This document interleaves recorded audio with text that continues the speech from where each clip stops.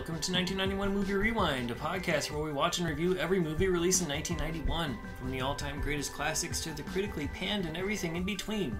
We will rediscover forgotten fan favorites and uncover hidden gems as we explore the depths of direct-to-video. Join us in our celebration of the fun, unique, and diverse films of this highly underrated year. This week, we watched Fight Back to School.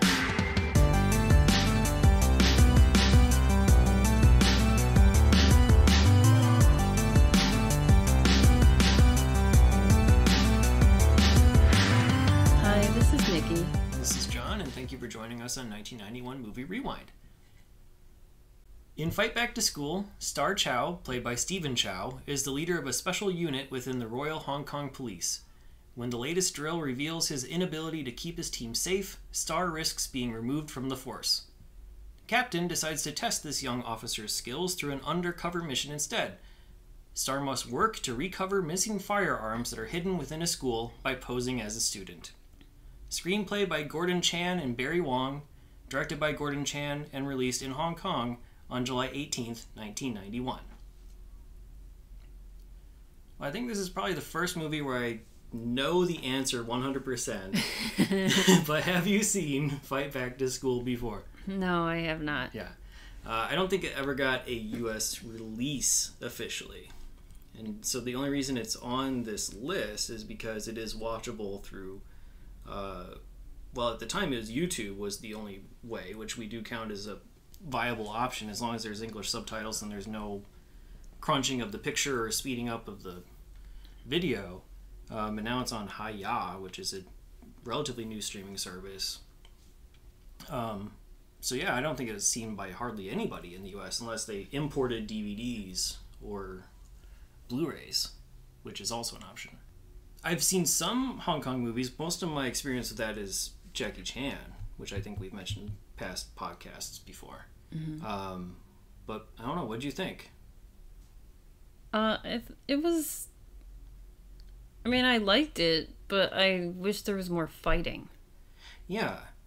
It's like this weird mix where it's like, it's enjoyable, but there's not enough like story to keep you enthralled with the story aspect, and there's not enough fighting to keep you enthralled with the action aspect.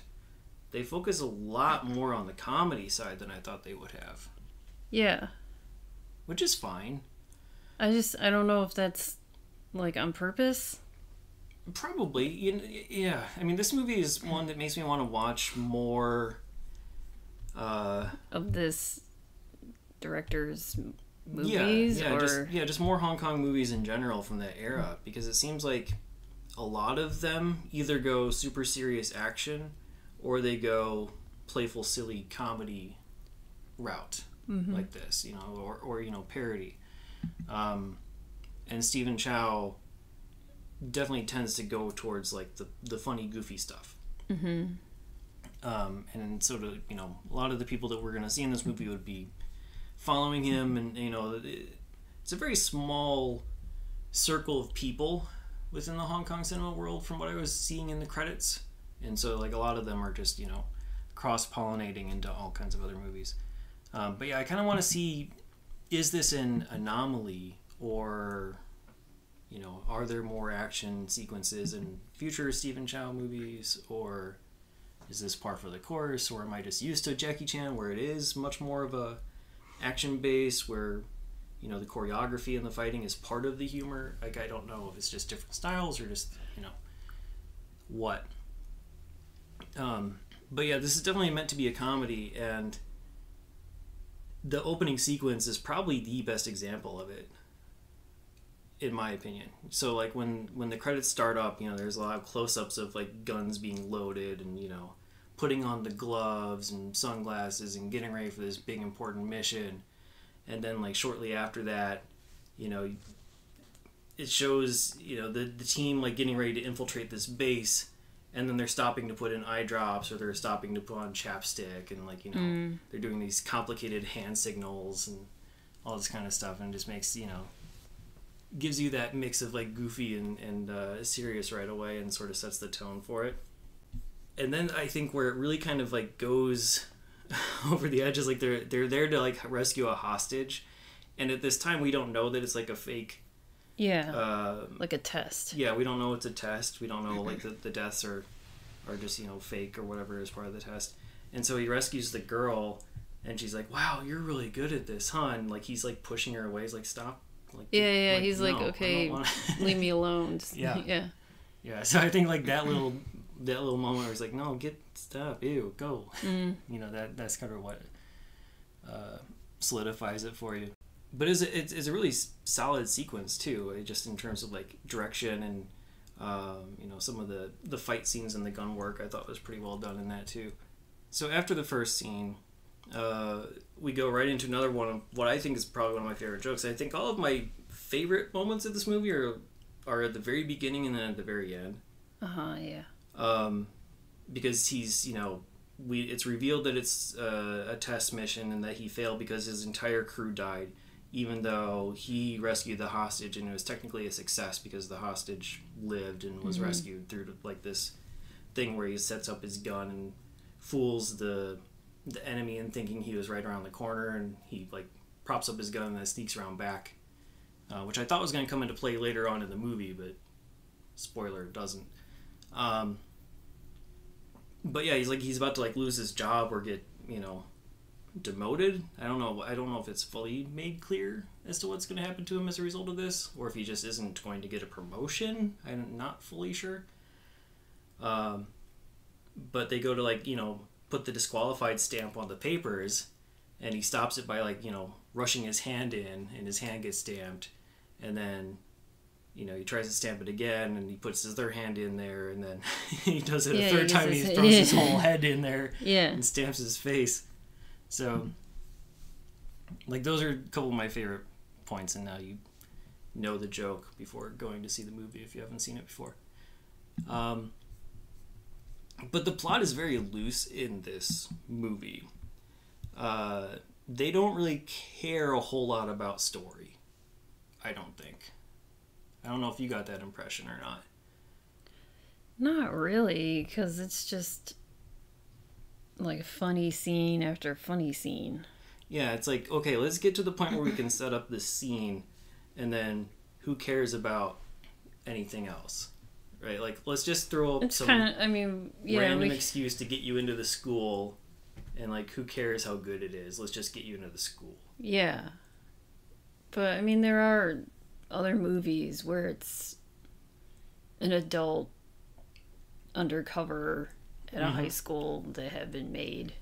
Yeah, like 21 Jump Street is probably the most obvious U.S. example.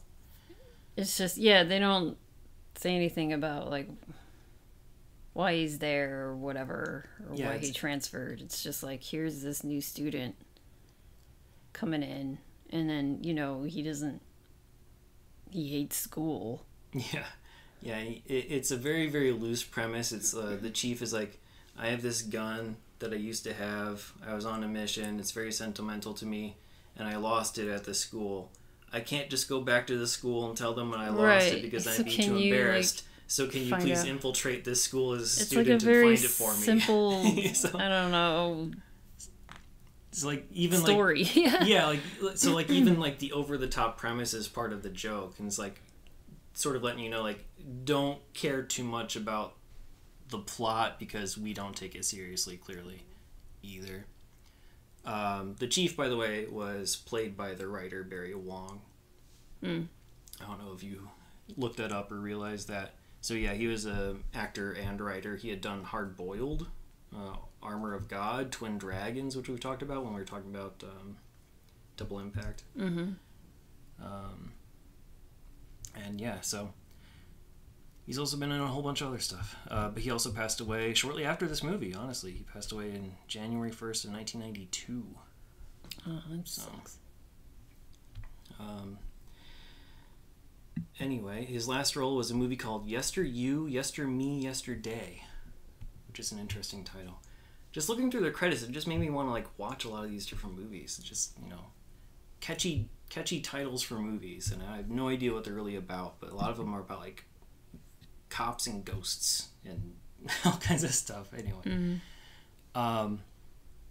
yeah, so he plays the chief, Yeah, and then Star Chow, he doesn't want to study. He's like, I became a cop so I didn't have to study. I don't want to be a student. I mean, don't you have to go to school to I don't know. be a cop? I have no idea. I'm sure you have to do like a police academy type Yeah, of thing. I mean, there's police academy. But like, you're not studying like history and geography and chemistry and stuff like he is in this movie. I know, but you still have to study and take tests.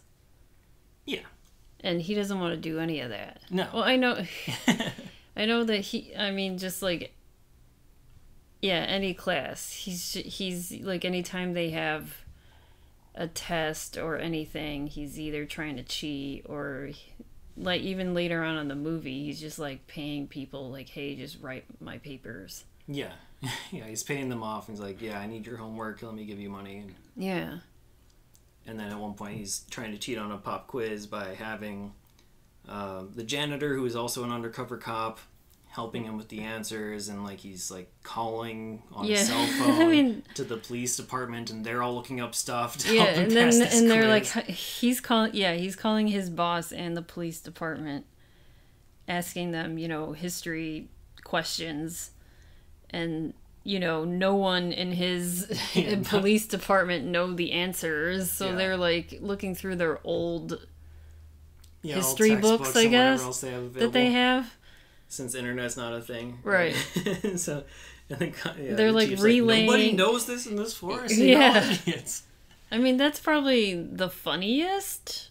Yeah, it's a good scene. Or joke, because that's a really long scene, but it's funny. Yeah, it's really long. And that's one of the things that was interesting about this movie. Not always good, but at least interesting, is that they really draw out scenes until basically, like, I don't know if it's all scripted or if they just let them until he improv gets or wing it, caught, or I don't know, or just until they run out of gags. Yeah, it's like, let's think of every possible gag for this scenario, and we're gonna let this scene run out until we've exhausted them all, and then we'll move on. Because they do that in the beginning as well, like with the like when they're throwing like the erasers at his him. head and stuff, and keeps hitting him, and yeah, there's a lot of scenes that are really long. Or when he's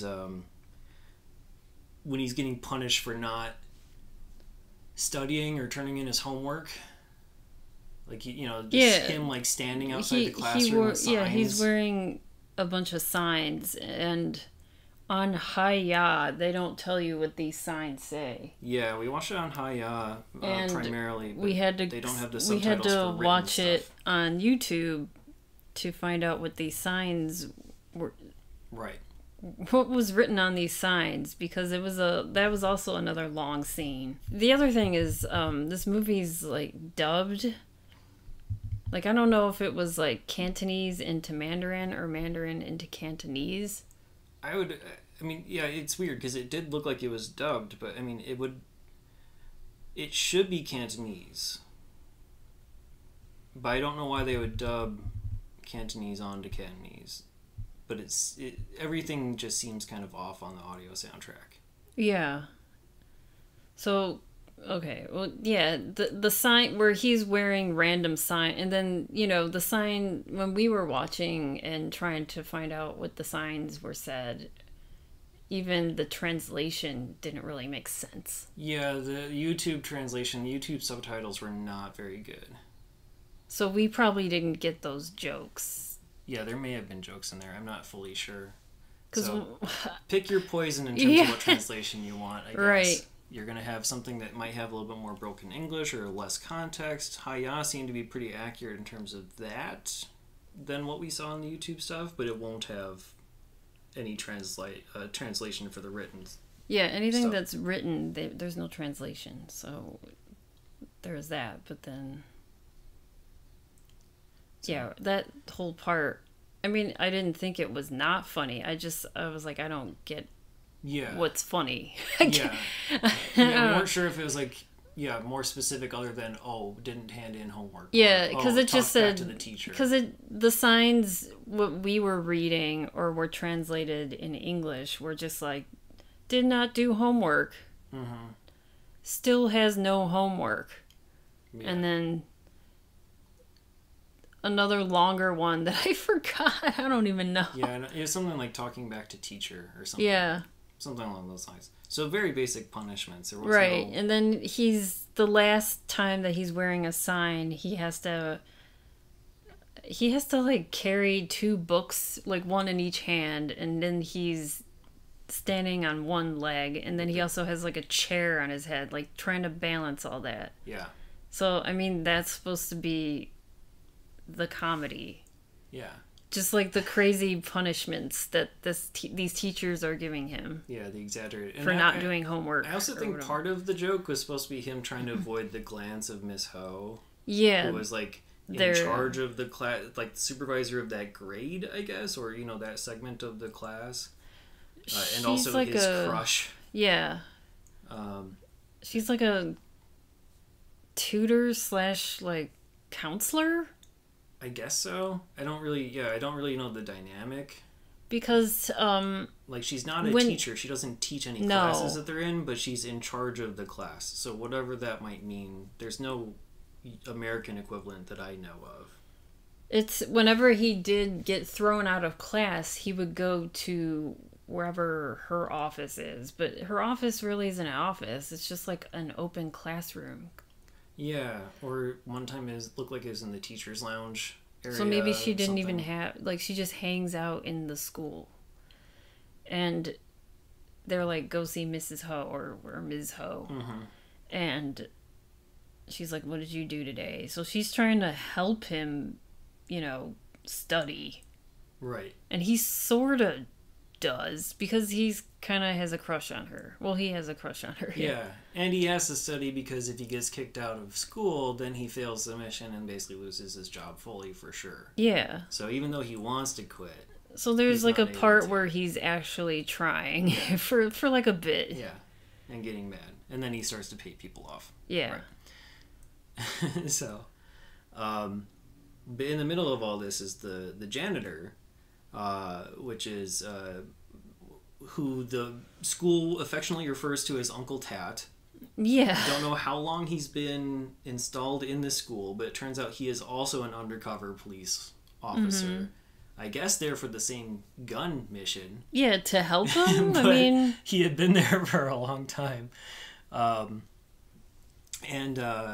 Star Chow is technically Uncle Tat's superior in terms of the police force, and so you have this weird dynamic where sometimes they're talking in public and Uncle Tat calls him like sir. As like a form of reference, and he needs they try to switch like power dynamics on a dime, they cover it up, and usually through violence towards each other, like hitting him or something. But then Uncle Tat also is faking Parkinson's disease to get out of doing more work. So he's like shaking his hand all the time to pretend like he has a disease, which makes it tougher for him to do his job. And so he's just basically like hanging around the school and also chewing on sticks to quit smoking, which I don't know if... No, he does smoke at one point. There's a good gag with the bamboo pipe near the end. So yeah, he's just sort of there to be like the comic relief. Yeah, as well, yeah. Yeah. Steven Chow's character is basically like the straight man, and then Uncle Tat is like the goofball. Yeah. Most of the time. Yeah. And then you have some of the students too, but the students...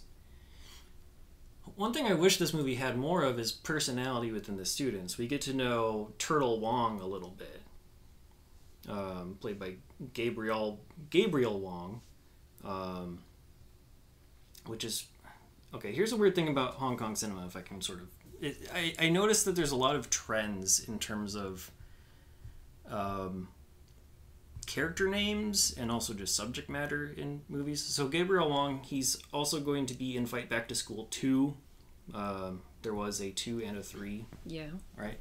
But like virtually every character that he plays that I saw on IMDb, he plays like either a nerd, understandable I guess, a driver, or someone named Tortoise or Turtle. I mean, I don't know if that... I mean, was it with the same director and writers? I don't think so, no. Oh, I don't know if that's like an inside joke. And Uncle Tat, like almost all of his roles, or many of his characters, are somebody named Tat. Not related to this movie, just a lot of them just happen to be named Tat, and a lot of these characters are is Steven turtles, Chow always known as so-and-so Chow because he's Star Chow? Maybe, but I mean, that would make a little bit more sense just because it's, like a surname.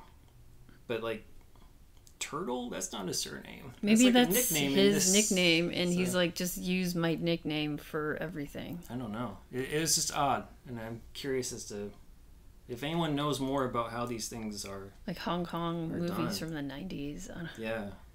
The other weird thing about Turtle Wong is that he's also a composer for the 1991 movie Scheming Wonders, which I believe might be on our list. I don't remember. Not all of the Hong Kong movies are on our list, but so he's not only an actor, but he also does some music. But he's really the only one that we get to know. Star kind of takes him under his wing a little bit to tutor him. There's like a weird... Right. Star is not a good student. Yeah, but he like fakes it to the level where, because he's like paying everyone to do his homework and stuff. Yeah. Miss Ho thinks that he's improved a lot and asks him, or he offers to tutor Turtle. Right.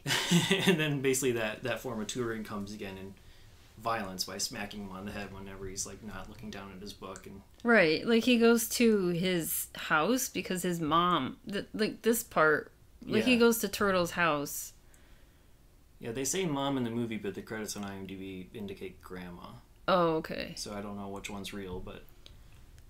Yeah, but he goes to Turtle's house and, is like, just read the book. I don't know. Just like, that's his tutoring style. Yeah. Just read. Here. Just do this. Yeah, look at the book and read. And anytime he looks back or up, and if you look up, you smack him on the head. So then like the grandma or the mom is watching this and she's amused by this. So then Star is telling the grandma if he picks his head up, just smack him again. Yeah.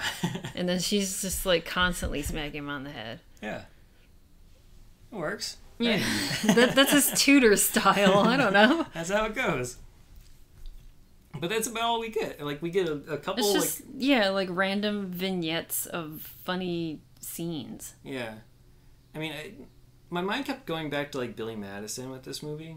Okay. Even though Billy Madison came later, it was still, an adult going back to school and having to prove something or do something, right? Yeah.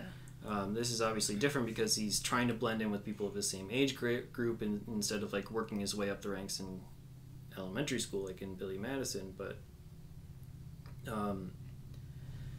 it's still, like, you have the teacher dynamic and the crush, and then you have... the class of students around you, and you get to know a little bit more of the classmates in Billy Madison than you do here. And they definitely focus so much on the school aspect rather than like the mystery or like him going off and trying to find the gun. Like, that never happens. That doesn't happen until it kind of is brought up. Yeah, it's another example of how the movie doesn't really care about the plot. They're like, let's just stuff as many jokes as we can, because Uncle Tad's basically like, yeah, I know where the gun is. I just didn't want to say anything because I didn't want to, like, ruin get into, your like, school a experience. firefight. Oh, okay. Like, I was too afraid of getting into a confrontation and dying, but now I guess I'm ready to die, so let's go. That's basically how it went. It's like, no, I know where the gun is. Let's go get it. Like, yeah, it's not him being challenged by having to go through high school all over again and relearning whatever history, math, science, and then also trying to find this gun. It's just like him trying to figure out school for like 3/4 of this movie, and then they're like, "Oh, you still have to find this gun." Right. That's basically what it is. I was honestly because I was like, to try to like sneak around in places. That's what I thought he was gonna like get into stuff or like ask people about the gun, and that like doesn't happen. Yeah, either. Like maybe he got friendly with Turtle, and he's like, "Hey, do you know anything about whatever a gun being noticed or sighting or whatever?" I don't know. Like, it's never brought up until like almost the end. It's like, oh yeah, you need to still find this. I mean, but we as an audience know where the gun is because they introduce a rival gang who is trying to deal with machine guns And they happen to also come across that police-issued firearm, and they're worried about the implications of having, you know, a police weapon on them in addition to the machine gun. So we, as an audience, know where it is, but we never see Steven/Star investigate any of that. Yeah. So, that's odd. But yeah, like, because they spend so much time in the school, like, we get little introductions to a couple of the teachers, but most of them don't come back to really pay off, other than the individual scenes, like the chemistry teacher who's completely absent-minded. Yeah. That's a good sequence, but another one that's really long. Because how many times can you ask somebody what their name is over and over again before it gets a little bit too old? Right. But, you know, aside from Turtle, like, you see, like, a group of, like, 4 or 5, 6 kids around him, and you'd think you'd, you know, have some more interactions or conversations with them. Mm-hmm. And it doesn't happen. We do get some interaction with Miss Ho, because that's something that, you know, you need to have a romantic interest, I guess. And Miss Ho, they all take, like, a field trip at one point. I don't know exactly where they're... It seems like they're just in a park. I don't really know exactly where they're going. But they're off school grounds. And so Star's talking to Miss Ho, and all, like, the kids are with their girlfriends in the park.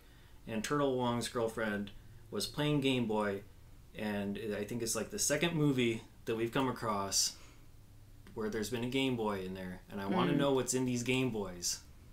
What they're playing? Yes. Oh, as someone who's, like, trying to beat every Game Boy game, I focus my anytime I see, like, I want to know what they're playing, but we'll never know. So yeah, I think if I'm my running tally regarding Henry, the daughter had one, and now this movie.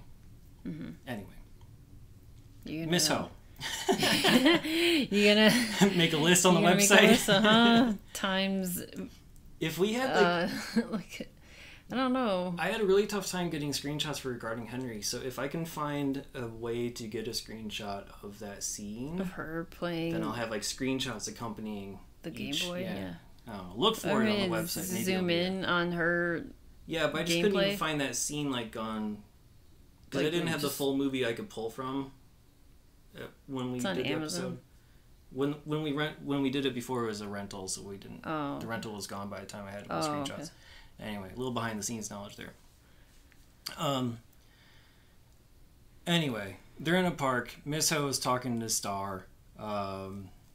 They're bonding over what I really don't know what they're talking about. All I know is I remember that they're talking about Miss Ho's boyfriend, who's a cop, and supposedly she hates cops. Unbeknownst to Star, you know, she doesn't know that Star is also a cop. Yeah. So that's the key takeaway of the that scene. Of the field trip scene. It's a little bit of bonding, playfulness, asking how old he is, because he seems a little older. I don't know how old he's actually supposed to be in the movie, but he says 18 going on 19 in that scene. Yeah, I don't know. So I don't know. They're in. I don't know what age range they're supposed to be. I'm assuming basically high school. He's, according to the movie, he's transferring from England College to this place, or Edinburgh College.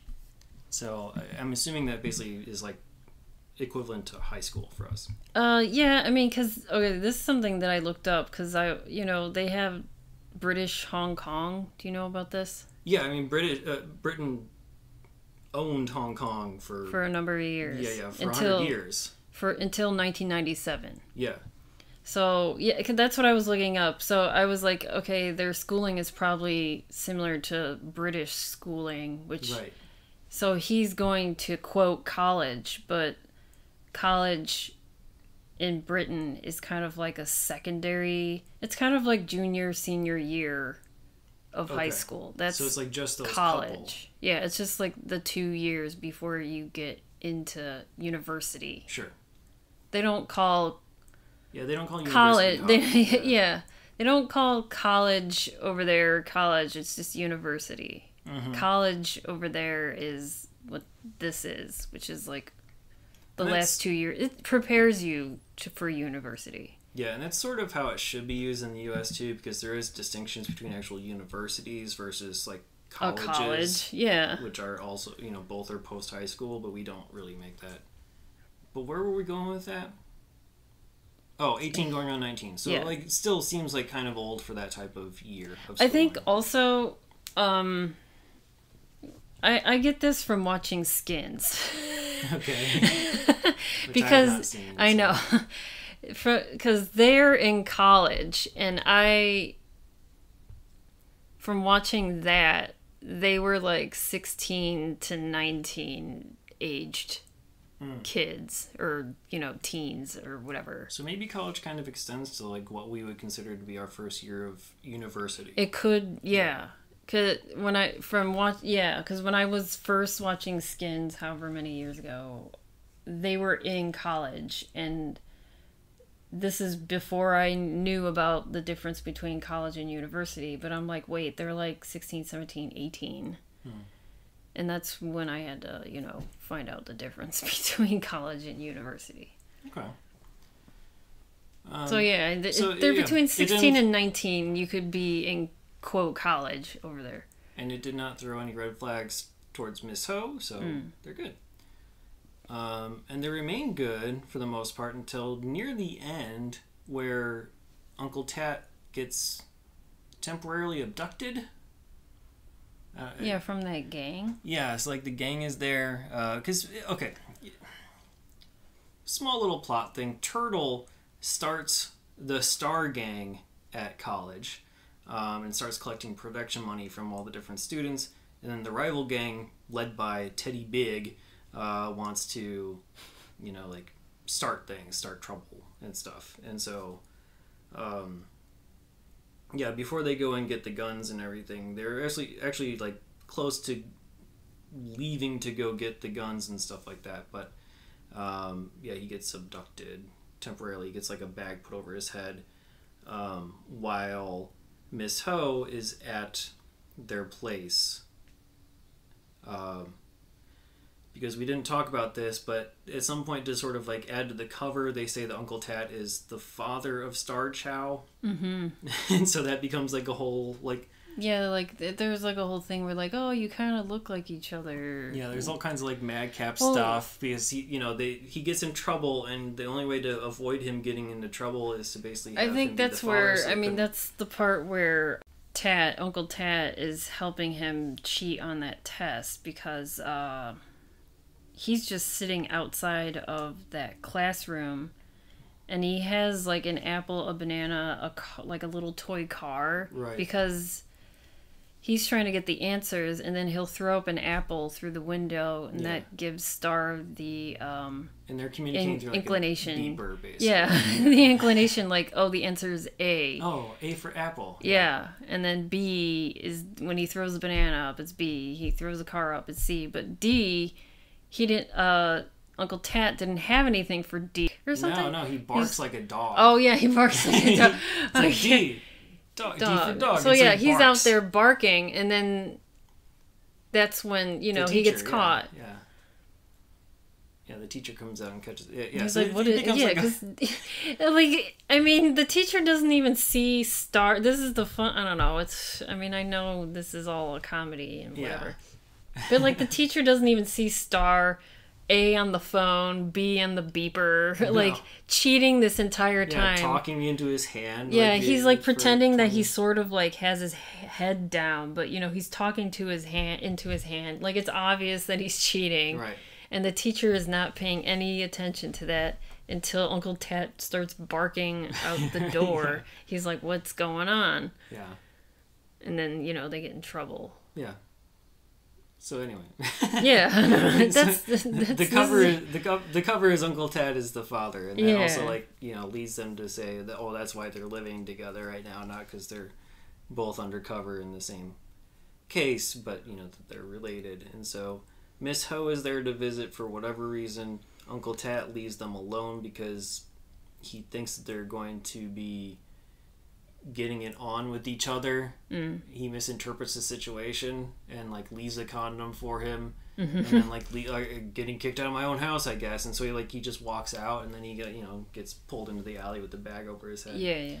And then there's like a scene with the condom and the mix up, and they all leave, and that's when like the gang jumps Star. Yeah. I mean, they probably figure out that he's a cop.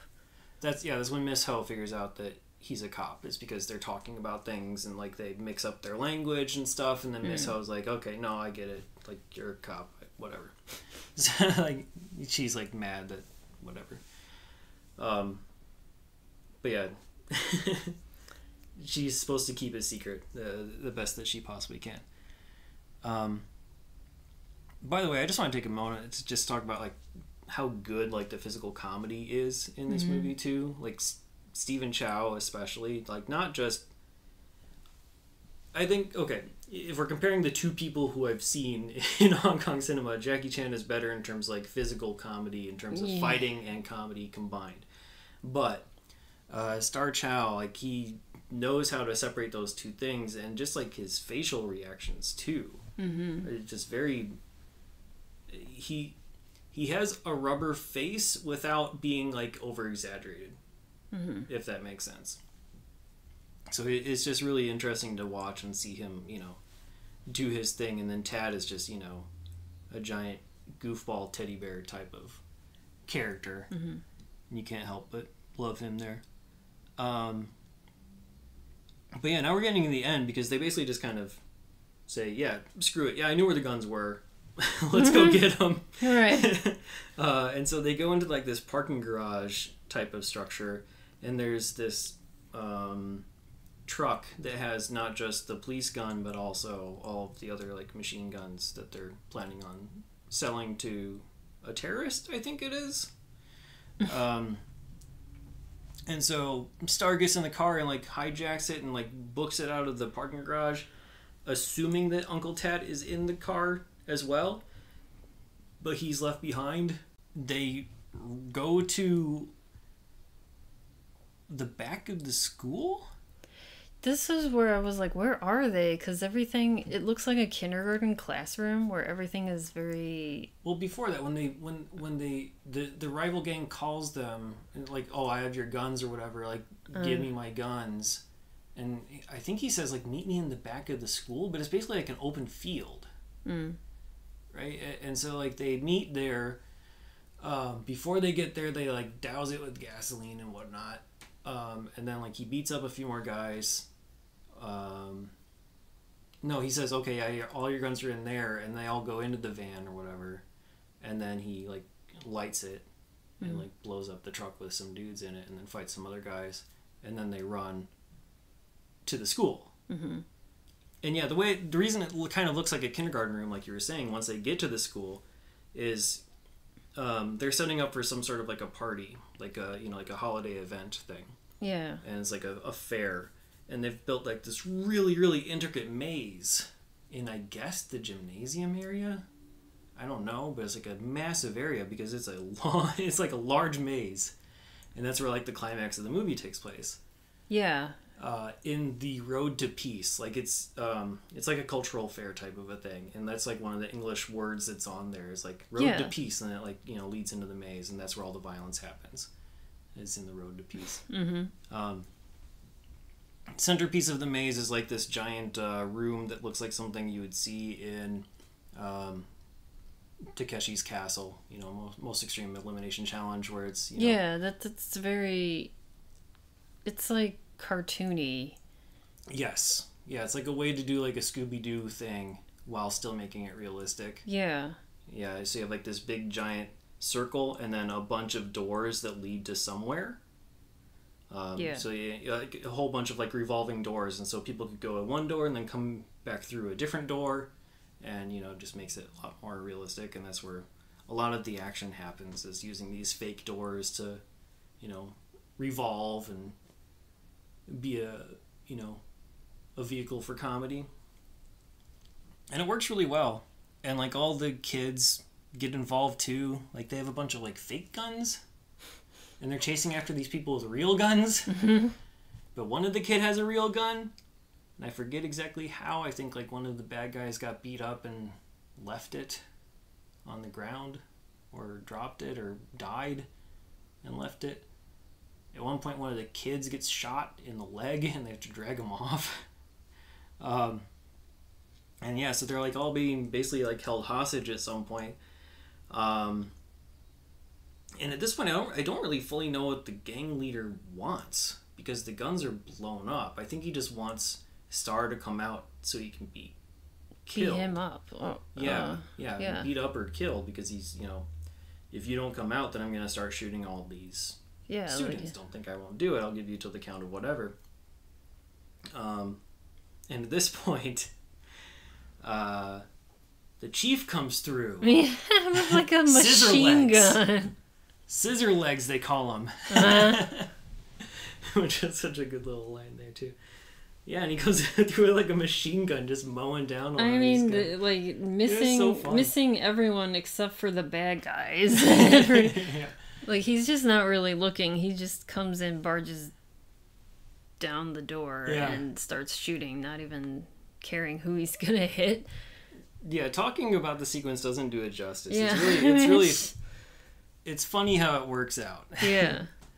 It doesn't sound very badass. We're like, man, this is like the most badass moment of the movie, where like this, you know, I don't know how old he actually was, but you know, he looked like he was like late 40s, 50s. Yeah, he's got to be in his 40s.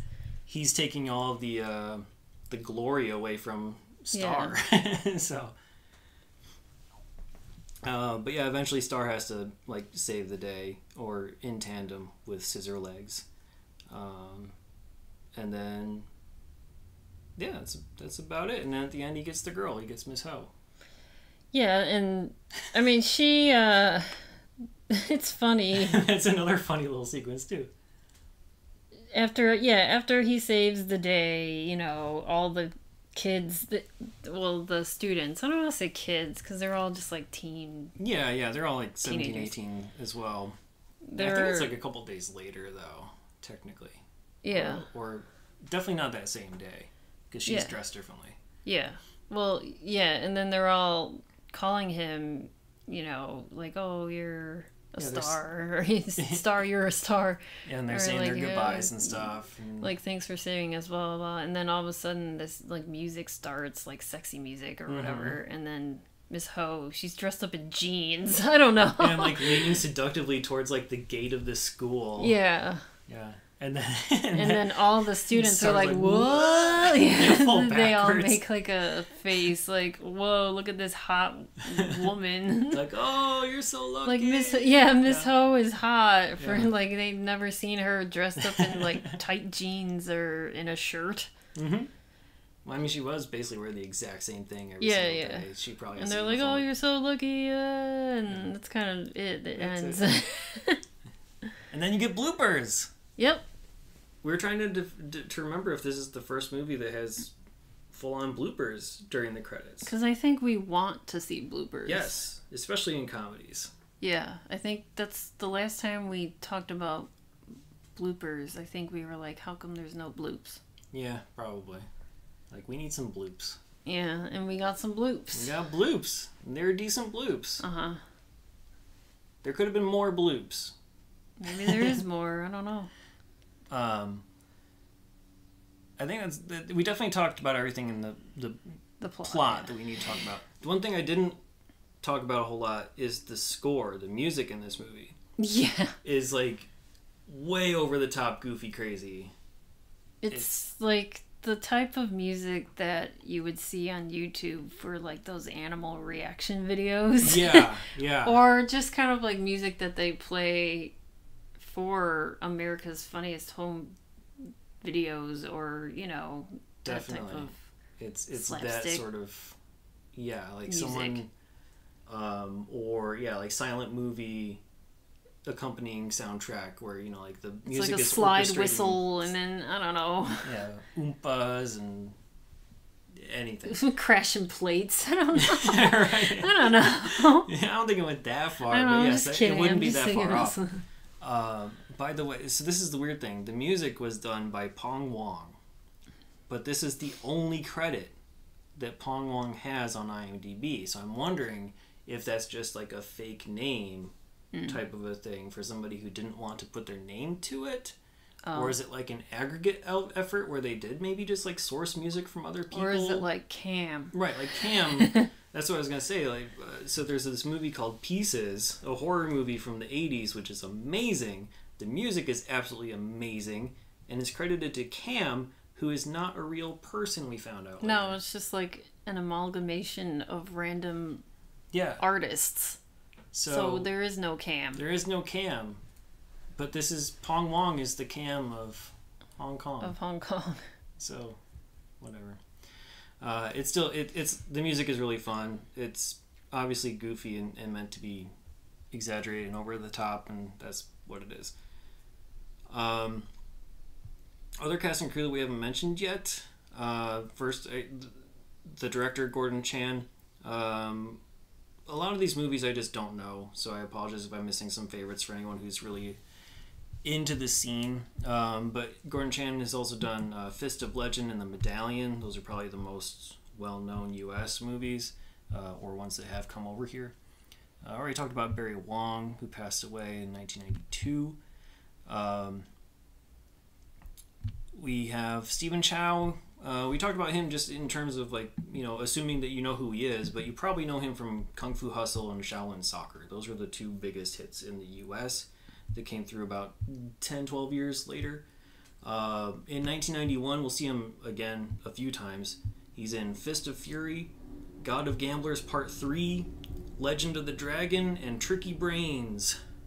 Okay. So these people are very busy, and they make a lot of movies each year. And they all make movies together. So we're going to see a lot of these same people in some of these same movies. Man Chung was Miss Ho. She got her big breakout in the movie God of Gamblers, which was a Chow Yun-fat movie.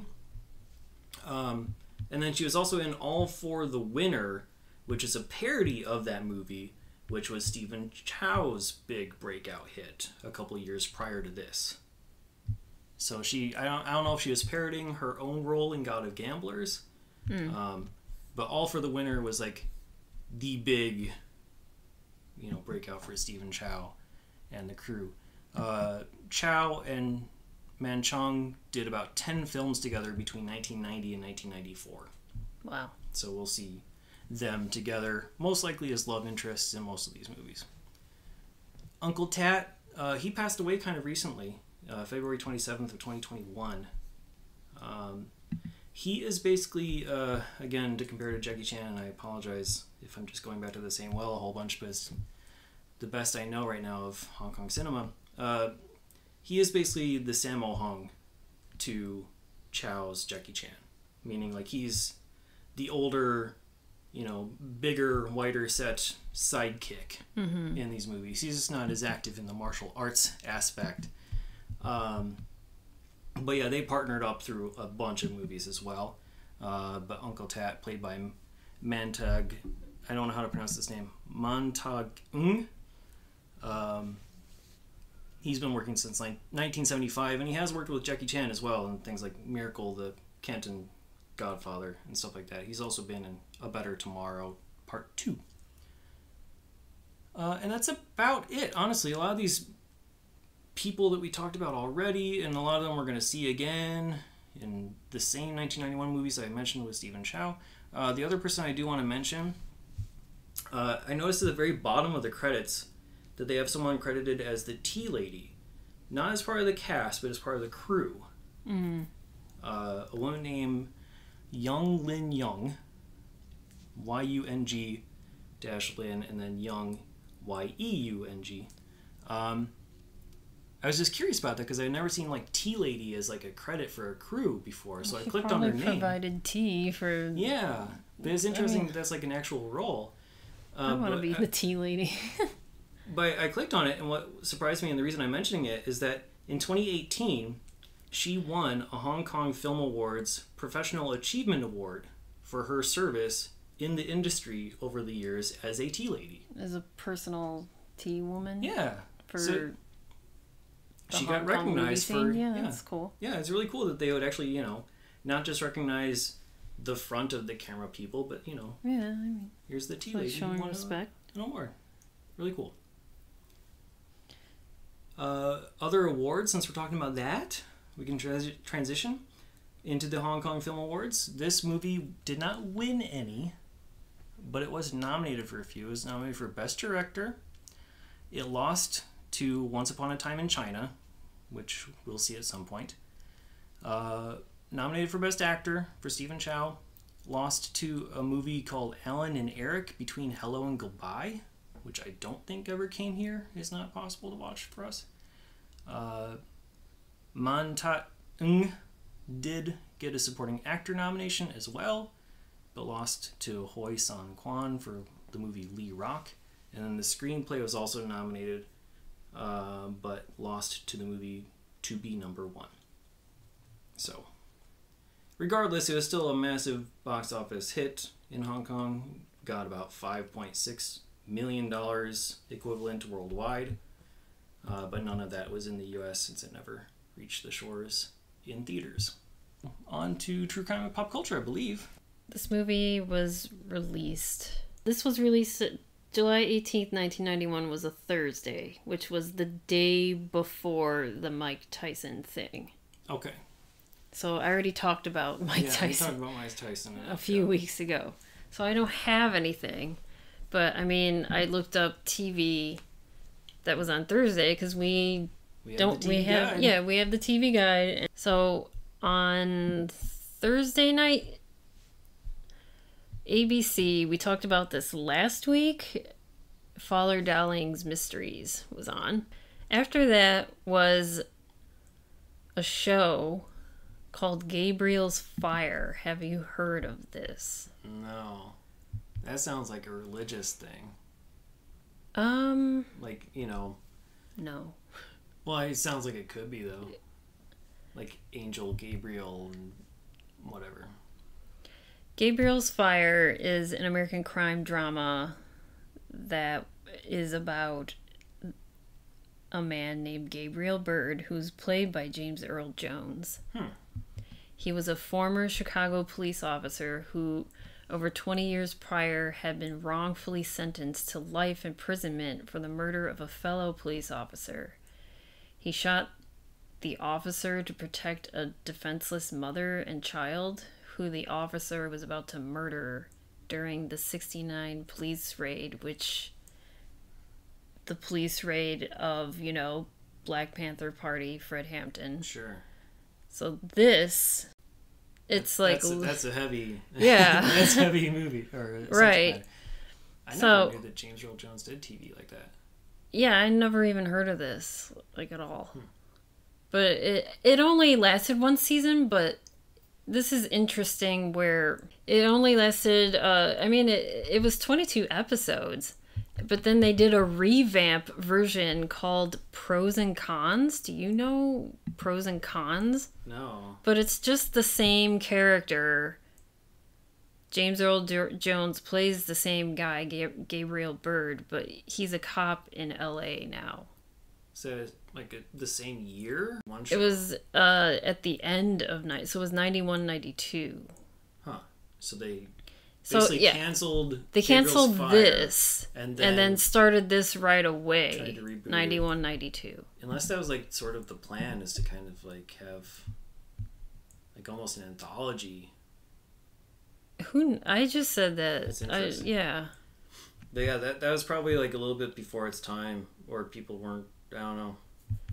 They said that, I'm just reading this online, that this was the Pros and Cons is a more lighthearted version of Gabriel's Fire. It's a quote from a TV guide thing. So I don't know if it was meant to be like that, or critics were this is too serious. Yeah, we don't want to be taught about race, and then right here comes Rodney King and the riots short time after that, and put into our faces. Yep, so that was whether on. You like it or not.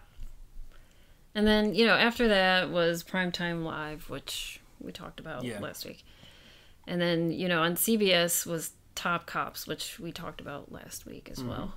And after Top Cops was a TV show called The Trials of Rosie O'Neill. Do you know this show? No, that's another one that sounds way too serious for me to have cared. I know.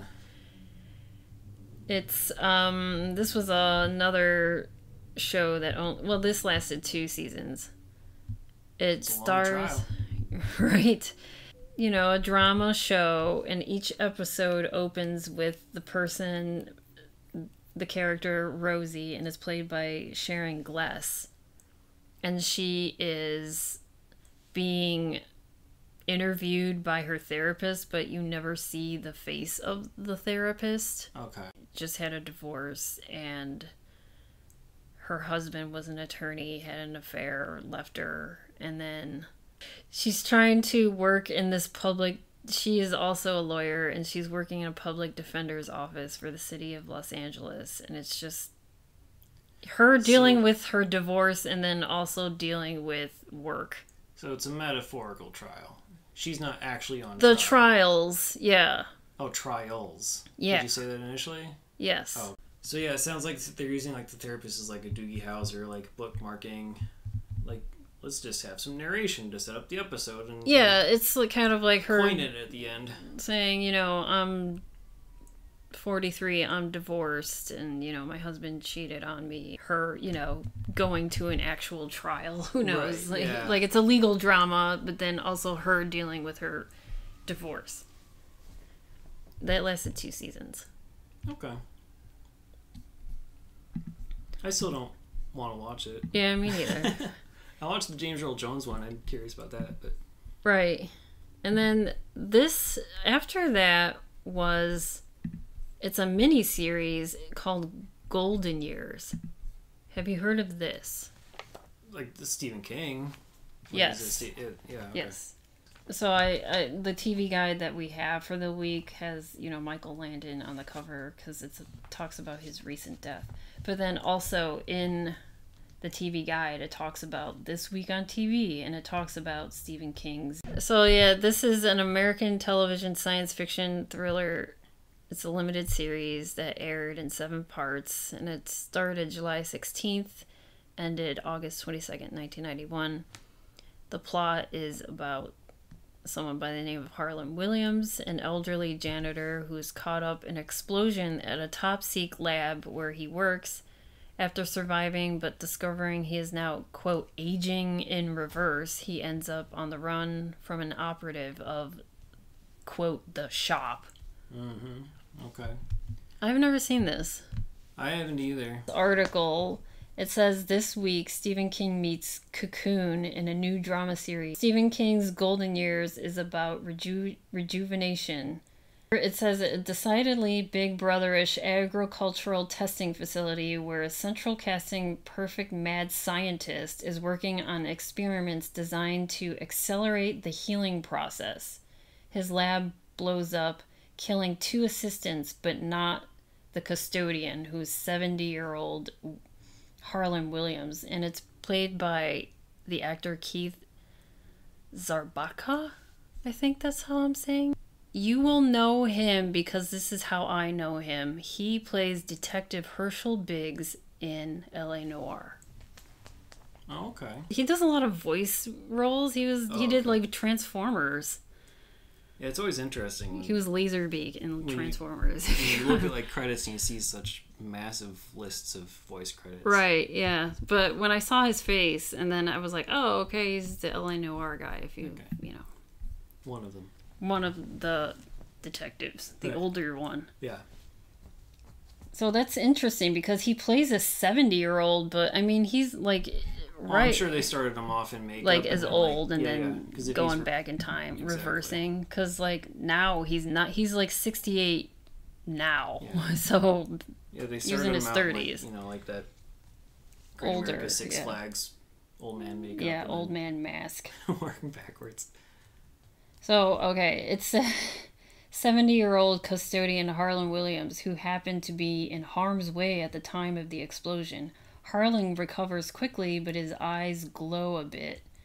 Not to worry his wife is played by Frances Sternhagen. she was in the movie Doc Hollywood as one of the older ladies that was in the cafe. Okay.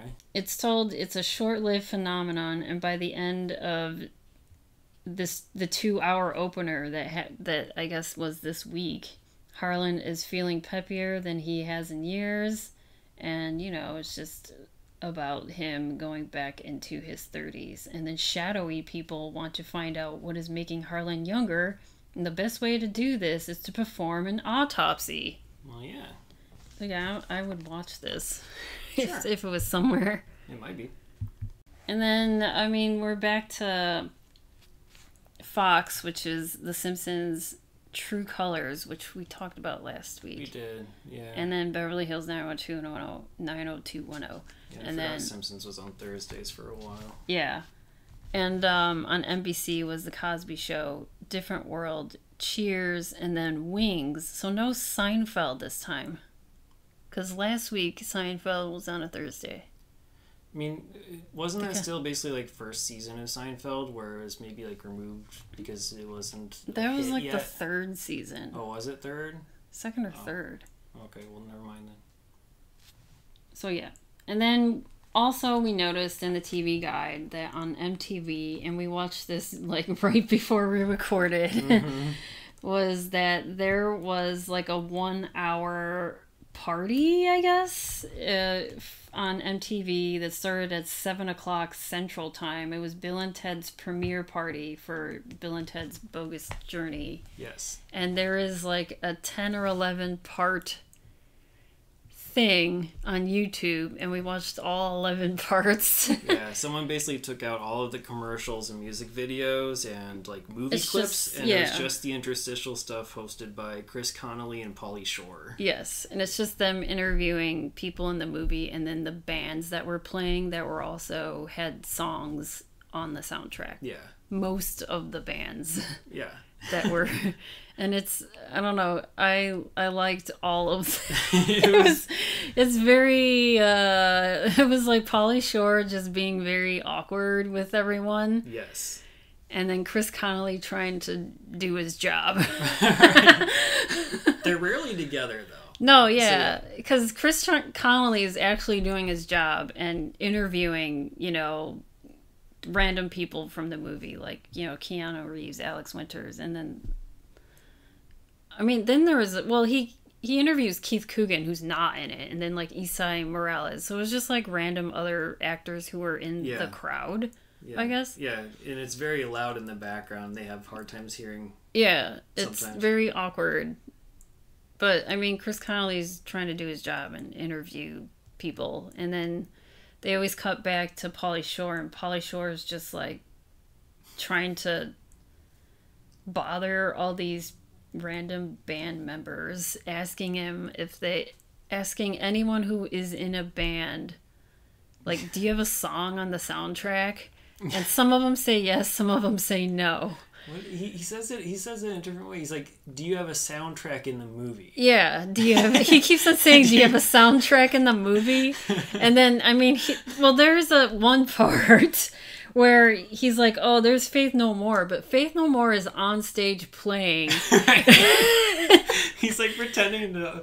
He wants to interview them, but they're like literally in the middle of playing a song, and he's trying to put a microphone in front of the guitarist's face. It's honestly like it's really a lot of fun to watch that. Like back in the 90s, you don't get the. It's not like structured at all.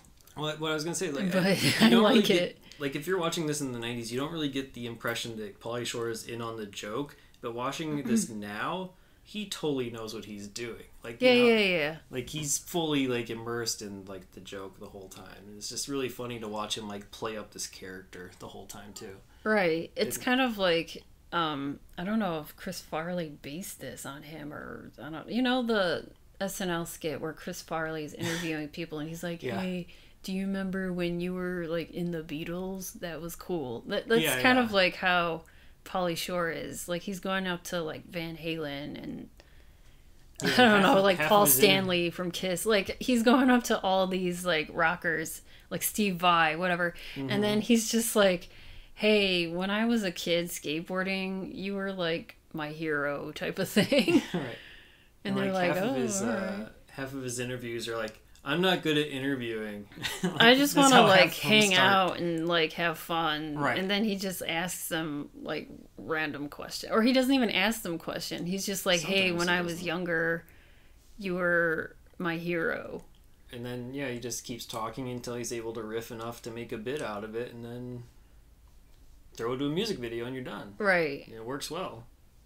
I don't know. It's fun. It's fun. Yeah, look it up. I think it's officially called like Bill and Ted's Bogus Premiere Party. And yeah, there's 11 parts. Each part is about 5 minutes long, so I don't know. Yeah, it's not a lot to watch.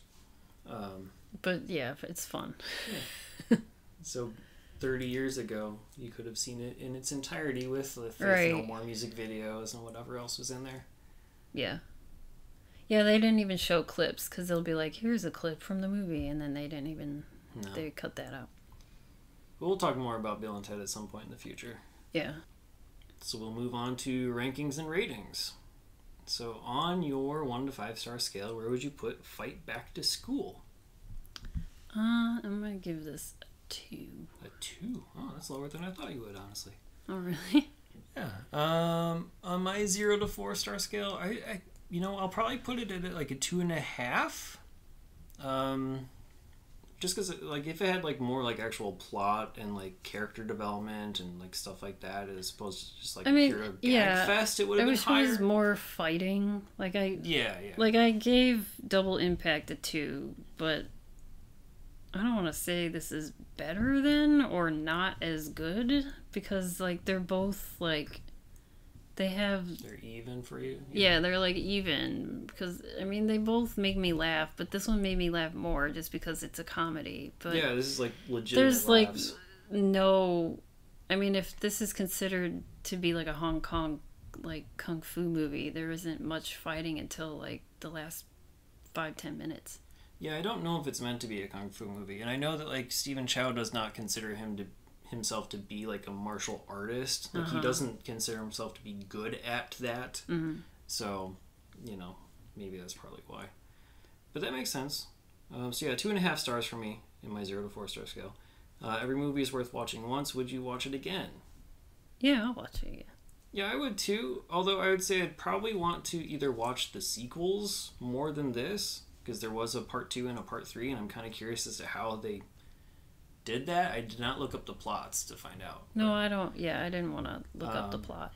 But it also just makes me really interested to see what else we're going to discover in Hong Kong cinema throughout this whole project.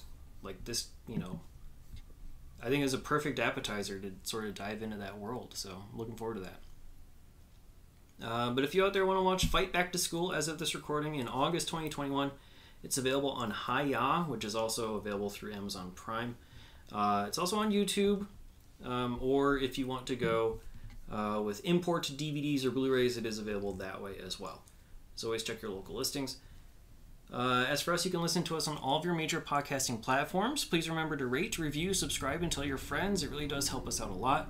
You can email us at 1991movierewind@gmail.com. Of course, you can follow us on Twitter, Instagram, Facebook, and Letterboxd. Just search 1991 Movie Rewind or go to 1991movierewind.com for the full list of 800 plus movies, along with show notes and more. Next week, we're going to finish up our school trilogy. We're going to graduate to university and play college football with Necessary Roughness. It's available on Prime, Paramount Plus, Pluto TV, digital rental, VHS, DVD. We will see you then. Thanks.